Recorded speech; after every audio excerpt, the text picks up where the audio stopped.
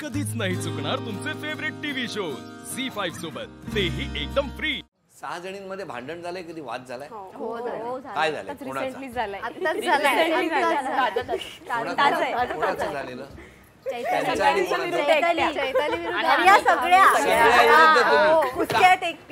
Minute काय कुचके आहेत?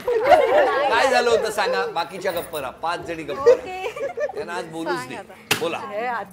आताचा रिसेंटली किस्सा की मी नाहीये, मी गावी गेलेली आणि अचानक ह्यांचं काय पिकनिक अचानक ठरलं, काय ठरलं मला ह्याच्यातलं माहिती नाही. तुम्ही सांगा मम्मी, मी अंदाज काढतो. मग तुम्ही ह्यांना विचारा नंतर. पण पिकनिकचे मी आली ऑफिसला, सकाळी आपली नेहमीप्रमाणे स्टेटस बघतात, हे बघतात. एक स्टेटस झाला, दुसरा झाला, सगळ्यांच्या फोटोमध्ये आपलं स्टेटसमध्ये ह्यांचेच फोटो पिकनिकचे. दापोली पिकनिकला गेलेले तेव्हा. दापोलीला गेलेले, आज दापोलीला आणि वरून गेले. कोण कोण या सगळ्या मी आपली बघते सगळ्यांच्या याच्यावर आहे काय, आणि मी कुठे पण. मग मला का नाही सांगितलं ह्यांनी? मला खूप राग आला. म्हटलं एकदा तरी बोललं पाहिजे. तर दापोली सारख्या पिकनिकला 2-2 दिवसासाठी गेले, मला सांगितलं नाही. तुम्ही कुठे गेला होता तेव्हा? मी गावी गेलेली. कुठलं गाव? संगमेश्वर. किती दिवसांसाठी गेला होता? 2 ते 3 दिवसासाठी गेले. तुम्ही संगमेश्वरला गेला. संगमेश्वरवरून दापोली किती आहे? म्हणजे तेच मग कोकणाचीच पिकनिक ना. म्हणजे तुम्हाला सांगू, हे इतकं क्लिअर स्पष्ट आहे. प्लॅनिंग केलेलं 100%.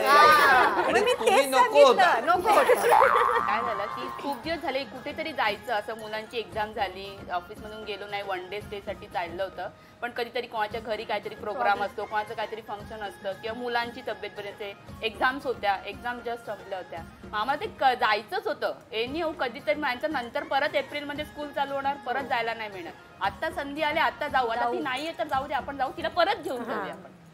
तुम्हाला टाळण्यामागचं काय कारण? तुम्हाला काय वाटतं का टाळलं? त्यावेळी मला एकच राग होता फोटो बघितल्यावर, की मला विचारलं का नाही. ऍटलीस्ट मी हे नव्हतं बघितले त्यांचे मेसेजेस वगैरे. मी फक्त त्यांना हे विचारायला गेले की तुमचा स्वभाव असा आहे का? तर तिला सेल्फी घ्यायला पण आवडतो ना, मग ते एक चुकलं तिचं. सेल्फी नाही राहिले तिचे. आमचे फोटो बघून तिला जास्त पाहिजे होते. त्यामुळे तुमच्यात वाद झाला. बाकी काय नाही ना. तुमच्यामुळे वाद कमी झाला. ते तुमच्यासाठी तो वाद मिटला. म्हणजे कालपर्यंत वाद होता. कालपर्यंत नाही, म्हणजे जेव्हा आम्हाला समजलं होम मिनिस्टर साठी आम्हाला संधी आली, तो पहिलं मलाच आली. आणि महिन्यानंतर आणि तेव्हा माझ्या डोक्यात राग होता. मी हिला बोलावून पण हिला बोलावून घेतलं फोनवरनं. आणि ऑफिसमध्येच असताना की प्रणाली आणि प्रणिता जरा वरती या, मला बोलायचंय तुमचं. आम्ही म्हटलं तुम्हीच जा, आम्ही मग मी त्यांना तिथे येऊन त्यांना एक्सप्लेन केलं सगळं. मग मी प्रणालीला बोलली की अरे चैतालीचा फोन आलाय, आता आपल्याला काय सांगते आणि काय नाही. माझ्या आधीच पोटात गोळा आलाय, आता काय खरं नाही. काय करायचं, आपण जायचं का? तिने बोलवलंय, मग तर जायलाच लागेल, नाही तर अजून काहीतरी बोलून घेण्यापेक्षा जाऊया. मिनिस्टरमुळे परत तुमच्यात एक त्यांना मग परत सांगितलं की मला आपल्याला अशी अशी संधी आली. तो विषय मी काहीच काढला नाही त्या दिवशी मी हेच सांगितलं की आपल्याला अशी अशी संधी आली आहे, तुम्ही येणार का माझ्या बरोबर? अजून आपल्याला मैत्रिणी आहेतच, आपला टी ग्रुप आहे. घरी पण असाच आहे. हो, म्हणून तर मला चिडकी बोलतात खूप. अगदी माझ्या बहिणीने पण लिहून ठेवलंय नाव, चैताली नाही लिहिलंय, चिडकी लिहिलंय.